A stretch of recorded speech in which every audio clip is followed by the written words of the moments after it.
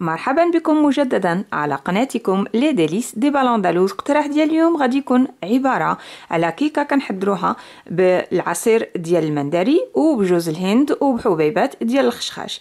هذه الوقيته ديال اللي فاش كاين المندري متواجد في الاسواق، لما لا اننا نستغلوه ونستعملوه في الكثير من الوصفات.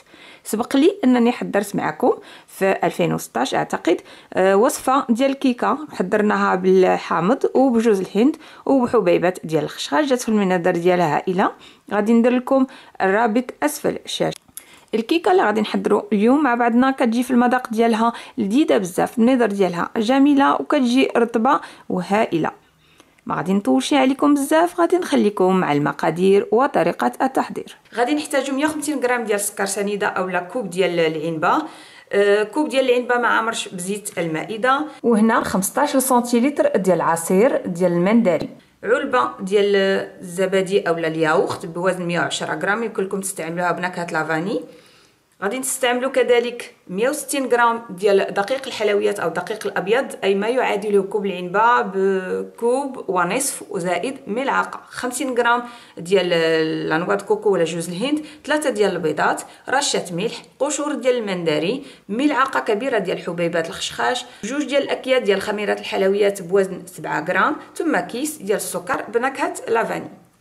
في الاناء اللي غادي نخدموا فيه كنديروا البيض ديالنا، ثم كنضيفوا له السكر، كنضيفوا السكر بنكهه لافاني، وكنخلطوا العناصر حتى كنحصلوا على خليط كيكون مرغوي وابيض.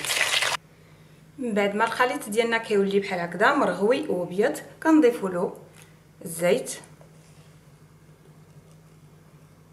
ثم كنضيفوا له ياغورت، وكنخلطوا العناصر. غادي نضيفوا هنايا العصير ديال المندري، قشور ديال المندري. من بعد ما العناصر ديالنا كلها تجانست، غادي ندوزو دابا باش نضيفوا الدقيق.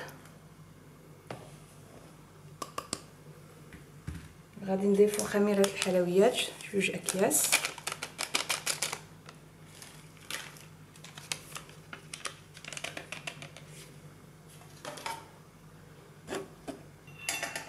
ثم غادي نضيفوا هنايا 50 غرام ديال جوز الهند، وغادي نضيفوا هاد الحبيبات ديال الخشخاش، وما نساوش داك الرشيشه ديال الملحه، ونخلطوا العناصر ديالنا كلها حتى كتجانس.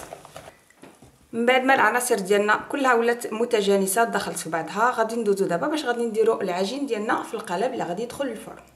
كناخذوا قالب بحال هكا فيه هاد الخطوط دائريه، غادي ندهنوه بالزبده ونديروا فيه الدقيق باش نقدروا عاد نديروا فيه العجين ديالنا. من بعد ما لبسنا القالب ديالنا بالزبده ودرنا له الدقيق، غادي ندوزو دابا باش نوضعوا فيه العجينه ديالنا. غادي ندخلوا دابا الكيكه ديالنا طيب في الفران اللي سبقنا اننا سخناه على 180 درجه، وغادي نخليوه حتى تيطيب. منين ندخلوا فيه عود ديال الخشب اولا سكين وتخرج نظيفه، نعرفوا انه طاب. نتلاقى بكم بعد ذلك. الكيك ديالنا من بعد ما طاب تيولي بحال هكذا، كندخلوا فيه سكين بالطريقه هذه، كتخرج نقيه ما فيها والو، كنعرفوا انه طاب. على اي حال فالكيكه ديالي قضات في الفرن 35 دقيقه تقريبا. دابا غادي ندوزو باش نوجدوا السيرو اللي باش غنسقيو الكيكه ديالنا. بالنسبه للسيرو اللي غادي نسقيو به الكيكه ديالنا، كنحتاجوا لهنايا كوب ديال العنبه ما عامرش ديال العصير ديال المندري، كنضيفوا عليه هنايا كيس ديال السكر بنكهه لافاني، ثم كنضيفوا عليه 2 معالق متوسطين ديال السكر. غادي نوضع الكل على نار تكون هادئه، اما غادي نديروه في الميكرووند ولا غديروه في كاسرونه صغيره. غادي تحركوه مزيان حتى كيذوب داك السكر في العصير ديال المندري، كتزولوه باش نقدروا نسقيو به الكيكه ديالنا. من بعد ما الكيكه ديالنا صبحت دافيه وقابله اننا نقلبوها دغيا ونزولوها من هذا القالب فاش هي، غادي ناخذوا صحن التقديم بسم الله، وغادي ندوروها فيه بهذه الطريقه هذه. راه كتنزل بسهوله، هانتوما شوفوا معايا كتنزل بسهوله بوحدها بلا ما محتاجيتش حتى نزول هذاك الجنيبات. غادي ندوزو دابا باش نسقيوها داك السكر بالعصير ديال المندري ولا فاني اللي كنا سخنا مع بعضنا. غادي نخويو عليها بهذه الطريقه هذه. راه كتجي رطيبه في الداخل ديالها، مسقيه هائله كتجي. انا غادي نبقى مستمره كنصوب نسقي هاد الكيكه ديالي. يمكن لكم تقبوها بداك العود الخشبي، ولكن هانتوما شتيو معايا حيت هي رطبه مزيان من الداخل دونك كتستقبل بسهوله السيرو. غنكمل بنفس الطريقه حتى نكمل السيرو ديالي اللي عندي كله. نتلاقى بكم بعد ذلك. هكذا نكون وصلنا للنتيجه النهائيه لوصفه اليوم اللي كانت عباره على كيكه كنحضروها بالكوك وبالعصير ديال المندري وبحبيبات الخشخاش.